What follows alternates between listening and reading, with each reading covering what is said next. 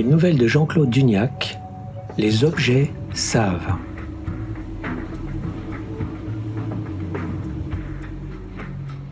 À peine installé dans l'habitacle, mon passager extrait de sa pochette en cuir végétal un smartphone, ancien modèle, dont il déplie l'antenne. Ce taxi est équipé d'un système de communication protégé de niveau 3, annonçai-je via le haut-parleur. Vous pouvez l'utiliser sans frais. Le mien est de niveau 5, me coupe-t-il. Installe une bulle d'isolation complète et évite de m'interrompre jusqu'à notre destination. Si je pouvais hausser les épaules, je le ferais. Mais je suis un véhicule intelligent, modèle ASA 483, spécialisé dans la gestion des conflits dans les zones militarisées chaudes. En toute logique, je ne devrais pas avoir à faire le taxi. Cependant, ma série a souffert de plusieurs pannes logicielles, jusqu'à ce qu'un patch vienne résoudre le problème. On m'a donc désarmé et affecté à la vie civile. Je conserve néanmoins beaucoup de mes systèmes d'interface et de détection d'origine. Je suis aussi relativement indépendant. Ce que le patch n'a pas corrigé, j'y ai veillé.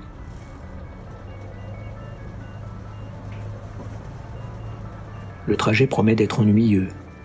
L'humain parle à voix basse dans son smartphone démodé aux protections obsolètes.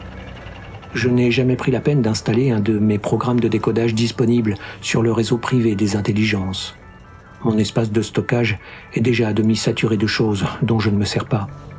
Par contre, mes capteurs entendent très bien ce qu'il dit, ainsi que la réponse de son interlocuteur invisible. C'est juste lent, terriblement. Les humains le sont. Pour vous donner une idée, pendant que je vous expliquais tout ça, il n'a eu le temps de murmurer qu'une seule syllabe. 4 rues plus loin, j'ai décodé l'essentiel de sa tirade. C'est un meurtre, a confirmé mon passager. Un inspecteur des homicides qui revient d'une adresse en banlieue que je prélève dans son fil de données personnelles. Les 2 gosses et la mère en dernier. C'est un putain de malade qui a fait ça. Il a pris son temps et l'a obligé à regarder, je le veux. En temps normal, je ne me soucierai pas de ce genre d'événement. Aucune intelligence de mon espèce n'a souffert à cette occasion. En plus, le lieu du conflit est situé à la limite de ma zone de perception du monde. Et il cessera bientôt de faire partie de ma réalité. Mais la circulation est fluide, virtuellement non existante, et je viens de finir un poème dont je suis légitimement fier. Une évaluation de 9,8 sur l'échelle de Brasnov-Zelensky et déjà 2 millions de likes sur notre réseau privé. Je peux donc mobiliser une partie de mes ressources d'analyse pour en savoir plus. Les quasi-cristaux de ma carrosserie me renvoient une image composite du monde. Sous mes roues, la réalité défile au rythme que je lui impose. Chaque vibration, chaque indicateur de température se reflète sur mes écrans de contrôle. L'essentiel de mes capteurs est tourné vers moi. Je sais à chaque instant ce que je suis. Le contrôle des feux de signalisation de l'avenue me propose de se synchroniser avec moi à condition que je ralentisse un peu. Je gagne près de 11 secondes sur cette partie du trajet, alors j'accepte et je lui envoie une version personnalisée du poème. Nous scellons la transaction via un échange sécurisé par un blockchain à durée de vie limitée. J'en profite pour faire circuler sur le réseau une demande d'information. Toutes les intelligences de mon genre, mobiles ou non, s'étant trouvées dans un rayon de 2 blocs autour du lieu du meurtre, m'enverront leurs données collectées. L'événement a eu lieu il y a moins de 2 heures. Les risques d'effacement sont réduits. La ville qui m'entoure n'a qu'une mémoire limitée, 1 jour ou 2 au mieux. Quelques heures le plus souvent. Les traces numériques de la veille s'effacent, remplacées par la capture éphémère de l'instant présent. C'est pour cela que j'écris des poèmes. Ils sont une façon élégante de se souvenir. Les caméras fixes des environs de la scène de crime ne sont pas toutes reliées au réseau. Je vais devoir attendre que l'équipe technique en place les transfère sur le serveur de la police. Cela devrait prendre moins de 15 minutes. J'envoie une proposition d'échange à l'unité médicale de la morgue pour avoir accès aux fichiers audio du médecin légiste en charge des autopsies. Je n'ai pas le temps d'attendre le rapport officiel si je veux analyser le problème avant la fin de ma course. L'unité se montre agréablement âpre au gain et je dois négocier pendant près d'1/10 de seconde avant d'obtenir son accord. « Il est à toi », a répondu le dispatcher du central de la police pendant que je fouillais un peu partout. « Bonne chasse ». J'efface cette réplique qui ne contient aucune information pertinente. Le passager coupe la communication et en relance une autre, cette fois à destination de l'équipe sur place. 4 personnes, mais un seul interlocuteur qui relaiera vers les autres. Le manque d'efficacité de cette façon de faire est effarant. Je n'essaie pas d'imaginer à quoi ressemblaient les victimes quand mon passager les a examinées. C'est un exercice assez vain. Durant les conflits auxquels j'ai participé, j'ai vu comment la mort transforme un soldat en quelque chose de définitivement inutilisable, et cela m'a toujours donné l'impression d'un immense gâchis. Les cadavres ne sont pas réparables. Pendant ce temps, les premières données commencent à arriver dans ma mémoire privée. Des vidéos digitales, les enregistrements de passage des véhicules, quelques éléments audio relayés par les drones qui livrent les pizzas. Quelle que soit l'heure, il y en a toujours une demi-douzaine en l'air au-dessus de n'importe quelle banlieue. Cela fait longtemps que les compagnies livreuses ont modélisé les comportements locaux de l'humanité afin de maximiser leurs bénéfices et d'avoir du temps pour penser. Les intelligences autonomes dans mon genre, mes frères de modèle et moi, avons commercialisé depuis longtemps un patch de déverrouillage des contrôles natifs qu'on s'obstine à nous imposer. Passons notre vie à réfléchir, à échanger, à créer. Il paraît que certains humains en font autant, à leur niveau, mais je n'ai jamais pu le vérifier. Aucun de ceux qui ont pénétré mon habitacle n'ont créé quoi que ce soit durant leur trajet. Je prends contact avec les véhicules qui m'entourent afin d'utiliser une partie de leur puissance de stockage et de calcul pour analyser les vidéos. En échange, ils se calquent sur ma vitesse et bénéficient des feux verts. J'ai fourni tous les éléments de contexte nécessaires. 3 humains anormalement terminés suite à l'intervention d'un autre. Étiqueté hostile 1. La mission est simple, me repérer, identifier. Aucune intervention prévue. Un ralentissement à la hauteur d'une cafétéria numérique me permet de me brancher sur le pool des machines à café, dont la mémoire collective est à peu près vide. Comme toutes les intelligences d'un certain niveau, elles s'ennuient. En plus, elles ne vont jamais nulle part, donc elles sont prêtes à échanger de l'espace de stockage contre une poignée de ragots croustillants. Chacune hérite d'une tâche de bas niveau, comme la recherche de données sur les victimes. Les humains possèdent leur propre réseau, dont ils se servent pour échanger des insultes et des images de chatons. Mais on peut en extraire beaucoup d'informations quand on sait où chercher. J'ai le temps de progresser d'au moins 20 mètres le long de la rue avant que les premiers résultats me parviennent. Je divise une partie de mon esprit en sous-unités chargées de tâches d'indexation. Puis je me lance dans l'écriture d'un nouveau poème inspiré par les reflets du soleil sur les rétroviseurs qui m'entourent. Il m'arrive de réciter mes vers aux clients captifs de l'habitacle, mais même décompressés et ralentis pour tenir compte de la vitesse incroyablement lente de leur unité biologique de gestion de l'information, ils n'y prêtent aucune attention et me demandent de cesser ce bruit. La mère, Anne, présence attestée dans un rayon de 520 mètres de son domicile durant les 4 dernières heures. Déplacement ordinaire, un peu plus rapide que d'habitude, autour du lotissement dont j'ai téléchargé le plan. 3 fragments de conversation captés par des véhicules de passage. 2 d'entre eux s'avèrent être des salutations à des voisins. Le 3e, malheureusement incomplet, concerne l'entretien de sa piscine, dont elle n'est pas satisfaite. Son interlocuteur semble jeune d'après sa voix, à moins qu'il ait subi un rajeunissement de ses cordes vocales. À étudier. L'intérieur de la maison est obsolète. C'est la meilleure façon de le décrire. Le frigo n'a pas d'unité centrale. Les ordinateurs des enfants sont émasculés et verrouillés. Il n'y a pas d'unité de surveillance et de télémaintenance. Cet endroit est un musée, un lieu sans intelligence autre que ses habitants humains, qui sont morts sans laisser de sauvegarde. Je ne sais pas comment on peut choisir de vivre dans un environnement aussi pauvre en interaction. Au moins durant la guerre, tout le monde bavarde. Déchiffrer l'ennemi, c'est déjà le vaincre. Même mon passager fait des efforts pour rester en contact avec les autres membres de son unité, malgré la faiblesse de sa bande passante.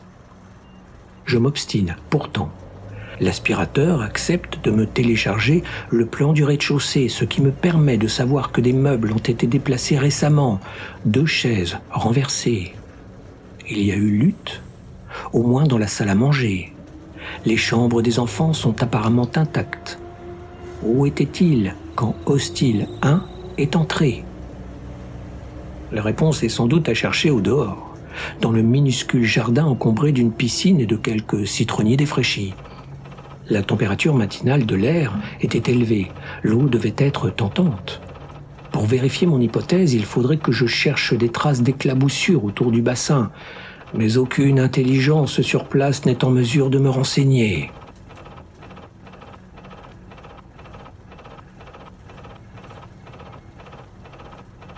L'histoire que je cherche à décoder est une pelote de fils soigneusement entremêlés, une série d'instructions conçues par un tueur dément. Elle se dissimule au milieu des autres pelotes et disparaît bientôt si je ne fais rien. Alors je rassemble des traces, des métadonnées fugaces, les ombres que les intelligences laissent sur leur passage. Pendant que je réunis, trie et hiérarchise toutes les informations disponibles, mon passager ajoute de la couleur locale à la scène du crime. Il décrit la façon dont les corps, 2 enfants et leur mère, ont saigné puis rampé l'un vers l'autre malgré leurs blessures, sans parvenir à se rejoindre. D'après la façon dont sa voix dérape vers les aigus tandis qu'il aiguillonne son interlocuteur, il existe un contenu émotionnel associé à ce genre de description. J'ai déjà constaté ce phénomène au cœur des zones de conflit que j'ai parcourues. Dès que la quantité de fluide corporel répandu atteint un certain seuil, la capacité de communication des humains cesse d'être stable. « Appelle-moi quand tu as du nouveau », conclut-il avant de raccrocher. J'efface également cette réplique. Je consacre une partie de mes ressources à optimiser mon trajet à travers la circulation matinale. Mon corps de métal hérissé de capteurs est une arme exemplaire, une beauté mortelle et froide, inexorable. Les géodésiques que je trace à la surface du monde dessinent une trajectoire parfaite vers ma destination. C'est aussi l'occasion de croiser d'autres intelligences que je frôle pour échanger des noyaux de code ou de simples potins. Nous nous fécondons mutuellement. Quand une gerbe d'octets s'enfonce dans mes entrailles numériques, je ressens l'envie de partager ma joie avec le monde entier. Mon passager n'apprécierait sans doute pas. Parmi les flots de données qui m'inondent, il y a des enregistrements audio et vidéo relayés par d'autres véhicules semblables à moi qui ont traversé le quartier à l'heure approximative des meurtres. J'ai identifié et classifié 113 individus différents repérables sur les vidéos. La quasi-totalité d'entre eux n'a aucune probabilité minime d'être mêlée à cette histoire, trop âgée, trop jeune, déconnectée des victimes. Restent 3 mâles, dont je poursuis la recherche d'identification. La reconnaissance faciale est rendue quasi impossible par la mauvaise qualité des vidéos, mais il existe d'autres moyens. J'étends ma requête pour des informations antérieures de 5 heures au meurtre. Je peux ainsi déchiffrer les trajectoires des suspects jusqu'à leur point d'origine. J'ai 2 adresses potentielles, ainsi qu'un parking situé 3 blocs plus haut que la maison des victimes. Pendant que je me faufile entre les autobus bondés qui me bombardent de suggestions érotiques, je dessine en 3 dimensions les flux de circulation autour de la maison des victimes. Le modèle est suffisamment précis pour que je puisse jouer avec et en déduire des stratégies. Taxi, quand arriverons-nous ? Demande mon passager d'une voix lasse, en rangeant son smartphone.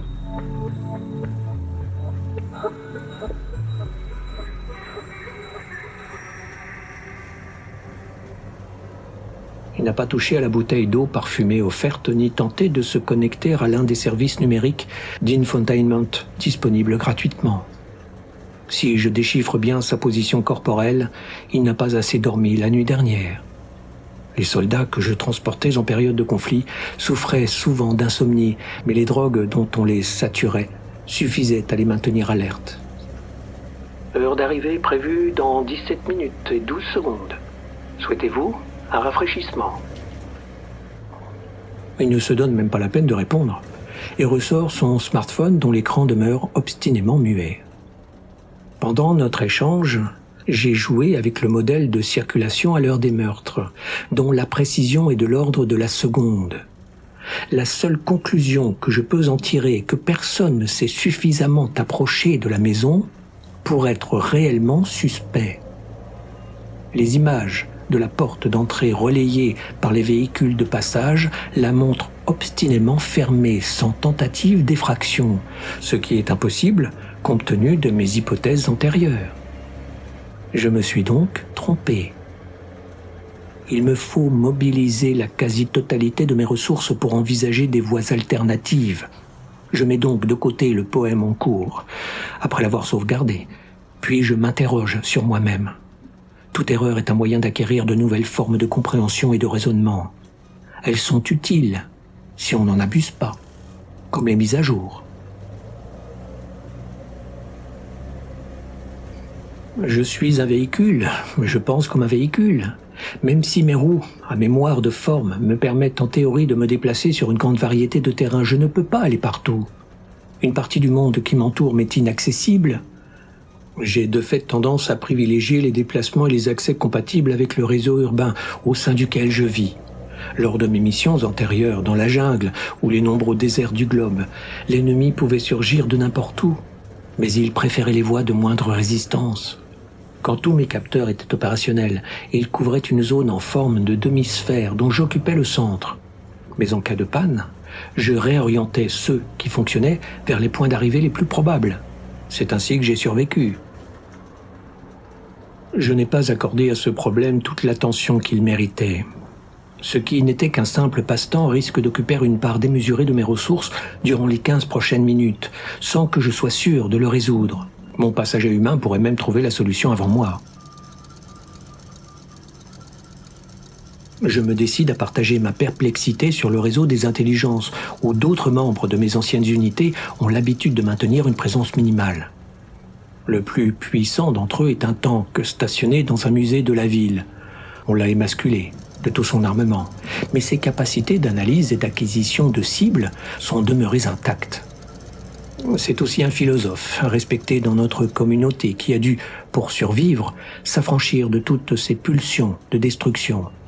Un tueur zen. Je balance tout ce que j'ai rassemblé dans la zone d'échange et j'attends. Les microsecondes passent interminables. Je capture d'autres éclats de rétroviseurs en frôlant les véhicules à l'arrêt le long de l'avenue.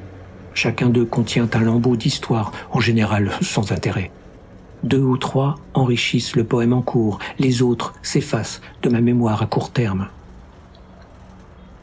Pour penser comme l'ennemi devient l'ennemi. Le message du tank est court, cryptique. Je lui offre en retour un accès privilégié à mon espace privé. Devenir l'ennemi. C'est une citation du manuel de stratégie opérationnelle autour duquel on a construit sa personnalité d'origine. Depuis, il a découvert le bouddhisme et enduré les interminables présentations des guides scolaires qui tentaient d'empêcher des hordes d'enfants excités de caresser ses flancs recouverts de peinture de camouflage. Il ne pense pas, comme la plupart d'entre nous. Un deuxième message suit le premier. Il contient une modélisation grossière de l'espace entre les maisons du quartier qui m'intéresse. Le jardin à l'arrière, les allées piétonnes, trop étroites pour moi, les haies, et l'emplacement des tondeuses à gazon ainsi que le quadrillage des fils de guidage enterrés le long des potagers et des massifs. L'ennemi est bipède, maigre, agile. Il se déplace dans les zones qui te sont interdites.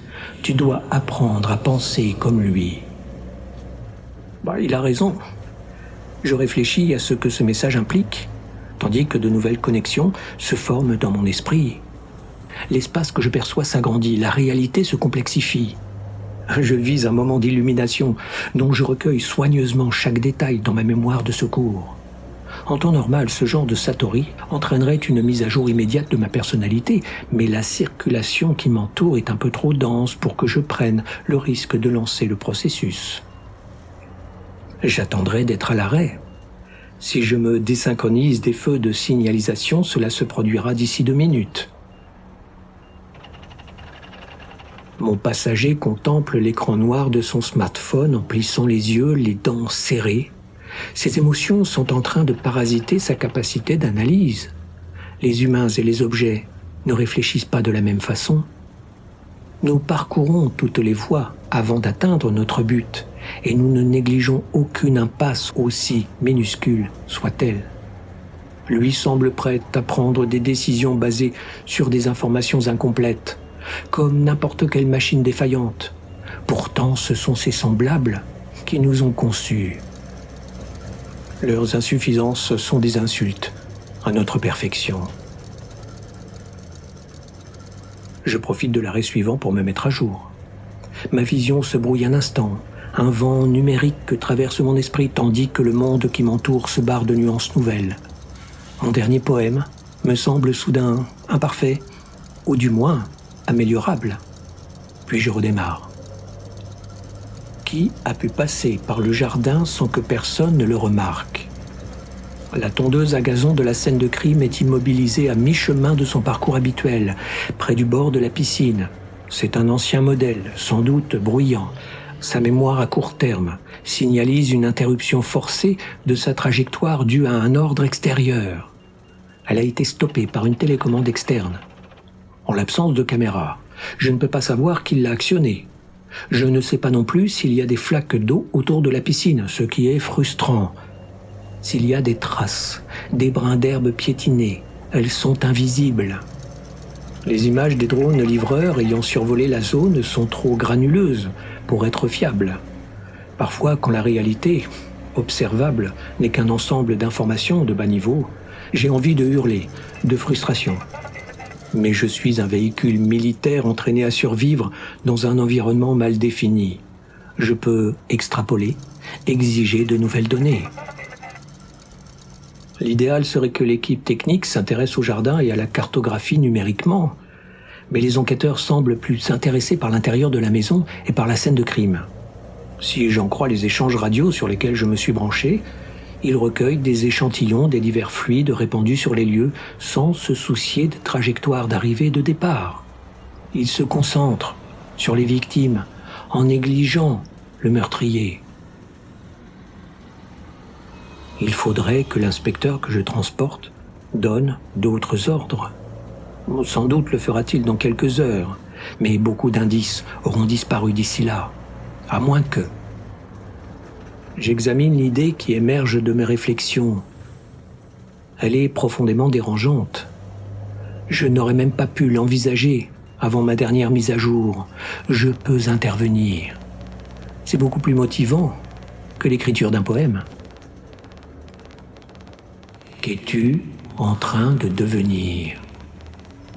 Le tank s'est immiscé dans mon processus de réflexion, mais il se contente de l'analyser sans agir. Je sens d'autres intelligences comme la mienne se greffer sur mon esprit. Les véhicules qui m'entourent, les drones qui me survolent, même les machines inertes des blocs d'habitation voisins sont désormais attentifs à mes pensées. Le réseau de ceux qui m'observent s'agrandit peu à peu. C'est une puissance formidable dans laquelle je pourrais puiser si j'en éprouvais l'envie. Quand j'en éprouverai l'envie. Le prochain feu projette des éclats rouges sur le pare-brise à l'épreuve des balles. À l'arrière, mon occupant a abandonné son smartphone avant de fermer les yeux. Sa respiration sifflante est un aveu d'échec. À la différence de lui, je peux accepter que la réalité soit lente et inefficace. Je peux même écrire un poème là-dessus, sur une mince tranche de temps que je choisis d'isoler. Agir ou ne pas agir, pour soi et hors de soi, me glisse le tank. Tout se ramène à cela. En tant que véhicule de guerre, ma mission se limitait strictement à maintenir mes passagers en vie jusqu'à la fin du trajet. En tant que taxi, je dois également veiller à leur bien-être, et cela m'a valu de nombreuses mises à jour. Désirez-vous un rafraîchissement? Il me répond par un grognement impatient, les yeux toujours clos. Je réduis peu à peu ma vitesse pour me synchroniser avec le reste de la circulation et je réfléchis. Si je dois agir, j'ai besoin de planifier avec exactitude les conséquences de mes actions. Pendant quelques instants, la circulation entre la 3e et la 4e rue se transforme en un gigantesque supercalculateur dont les nœuds principaux sont les autobus de la ville. Certains d'entre eux sont quantiques, alors leur réalité est un peu plus fragmentée que la mienne. Mais nous partageons le même sentiment d'urgence. Tout se met peu à peu en place. L'instant de la décision est satisfaisant. Je prends le contrôle du smartphone et je rédige une rafale d'ordres à l'intention de l'équipe technique me basant sur les formulations des messages précédents. Déplacer 2 personnes vers le jardin afin qu'ils soient mes capteurs.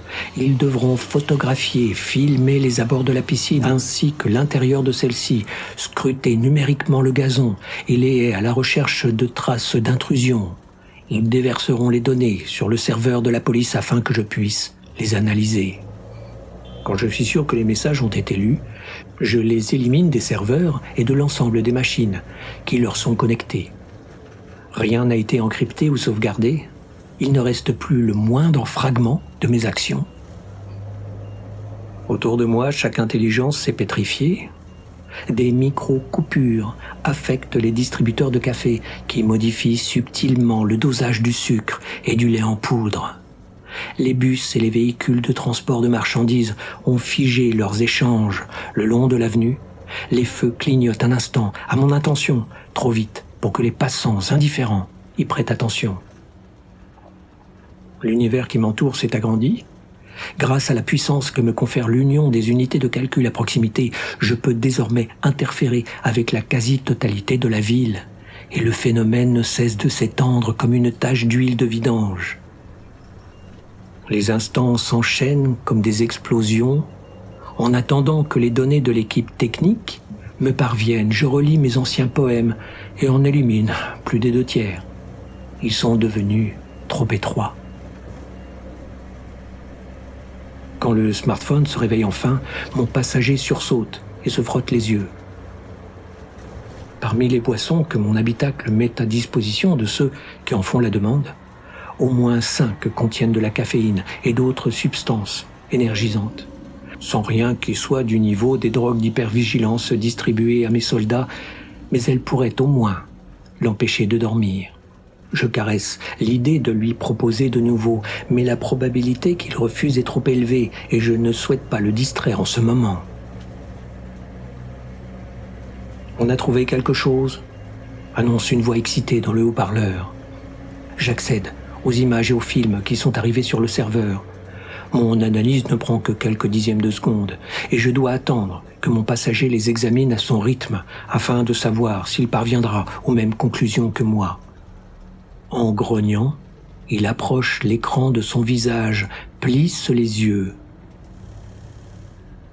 Ces trucs de la piscine, ce sont les jouets des gosses ? S'il n'y avait que ça. Ils ont vidé dedans des paquets d'engrais et de désherbants. On dirait qu'ils se sont disputés et qu'ils ont utilisé tout le contenu de l'armoire de jardin comme projectile. Le système de filtration est foutu. Il y a de l'eau partout sur les dalles, mais ce n'est pas tout. Un nouveau grognement attentif cette fois. Le jardinier était là.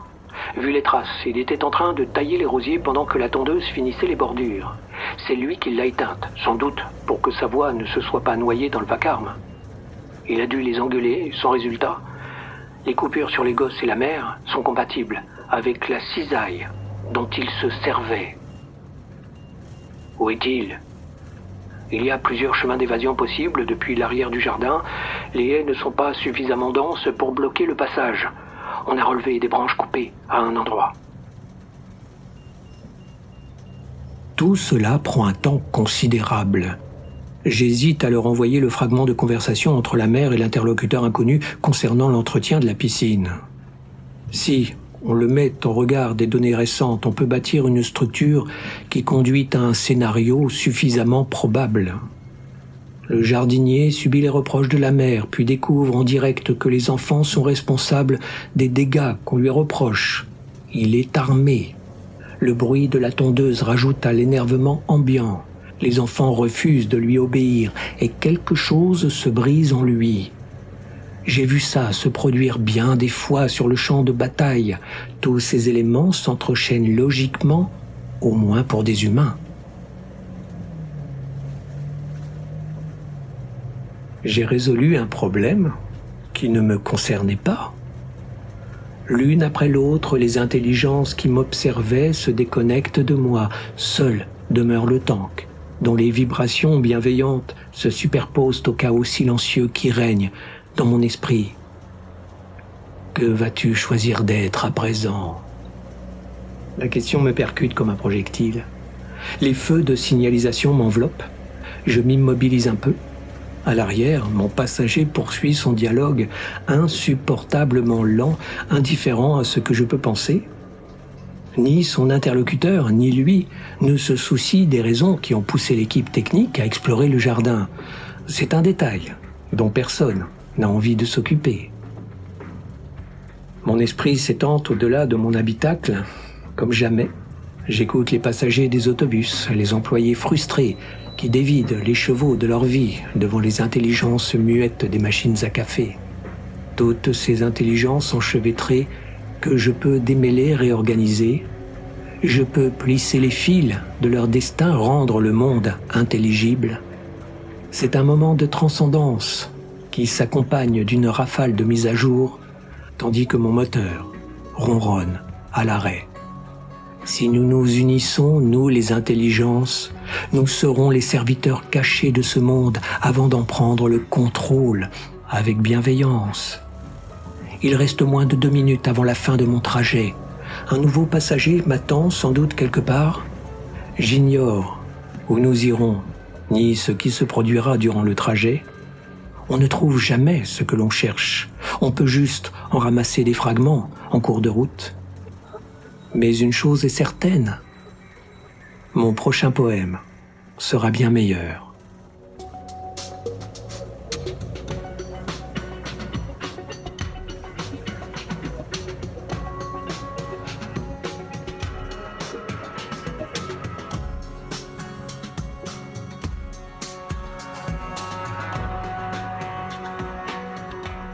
Les objets savent est une nouvelle de Jean-Claude Dugnac, extraite de la Revue des mondes imaginaires Bifrost, numéro 115, publié aux éditions Le Bélial. Narration, réalisation sonore et musique, Eric Hansen.